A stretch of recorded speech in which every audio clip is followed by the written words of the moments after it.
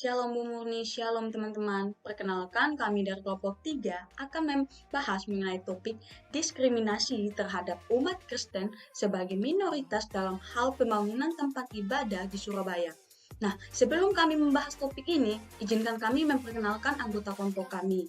Perkenalkan, nama saya Stefani Rahel Putri Sirait dengan NIM 210 110 301 048. Perkenalkan, nama saya Dwi Putri Hermayani dengan NIM 210910 20 20 86. Perkenalkan, nama saya Ayu Prayan Bayu Jirawung dengan NIM 2107 1010 1253. Shalom, perkenalkan saya Jennifer Desnya Nobais dengan NIM 210 803 104 061. Perkenalkan, nama saya Ruth Dwi Yuryana dengan NIM 2109 1020 213. Indonesia merupakan bangsa yang majmuk karena terdiri dari berbagai ras, bahasa, budaya, dan agama. Keberagaman inilah yang berpotensi menimbulkan konflik horizontal dalam masyarakat. Oleh sebab itu, kami dari kelompok 3 ingin membahas lebih lanjut.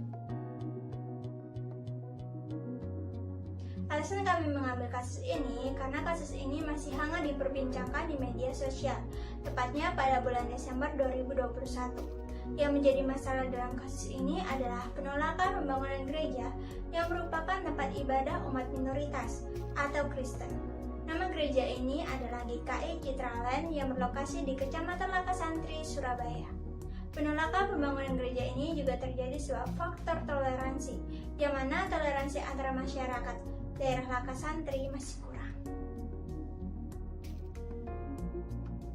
Akar masalah dan penyebab terjadinya penolakan gereja di Lakar Santri Surabaya tersebut adalah terkait penolakan oleh warga dikarenakan terlalu dekat pada pemukiman warga setempat.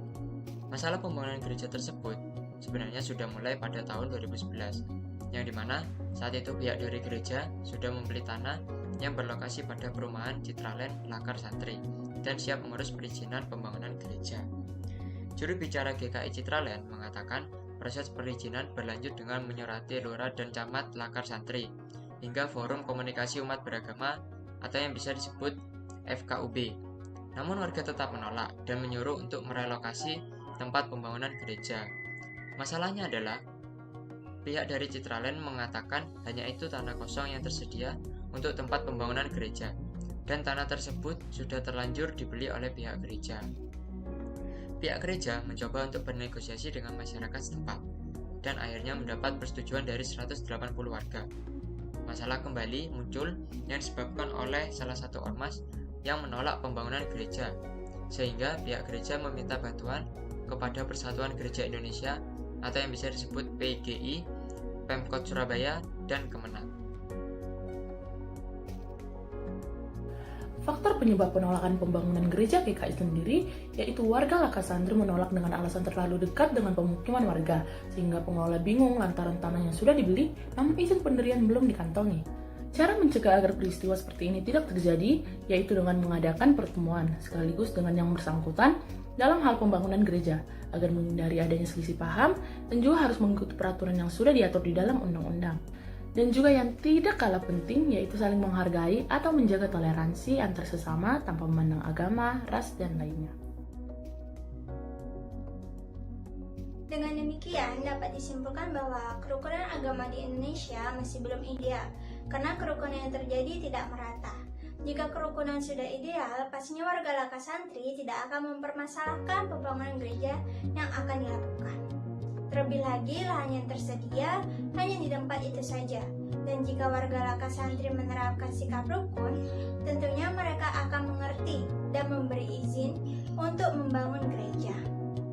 Selain itu, pendirian gereja dekat permukiman tidak hanya terjadi pada wilayah Lakasantri saja, pada wilayah lain juga ada. Namun berbeda dengan daerah Lakasantri, daerah lain mau menerimanya. Dengan ini menyatakan bahwa kerukunan yang ada di Indonesia masih kurang ideal, terutama pada warga daerah Lakasantri. Agar ideal, sebaiknya harus menjaga perdamaian dan saling toleransi antar umat beragama. menjaga sikap untuk tetap rukun dan menghargai perbedaan yang ada di masyarakat. Menjadikan perbedaan itu sebagai suatu hal yang baik dan mengubah perspektif kita tentang perbedaan, apalagi yang menyebabkan kerugian antara kita satu sama lain. Tetap mengasihi dan saling memberi perhatian dalam bentuk apapun sebagai suatu wujud kewajiban antar umat beragama. Tidak menghakimi satu sama lain dan menjaga agar tetap ada rasa kekeluargaan di tengah perbedaan yang ada. Menjaga tata krama dan sopan santun antar umat beragama dan saling membantu satu sama lain.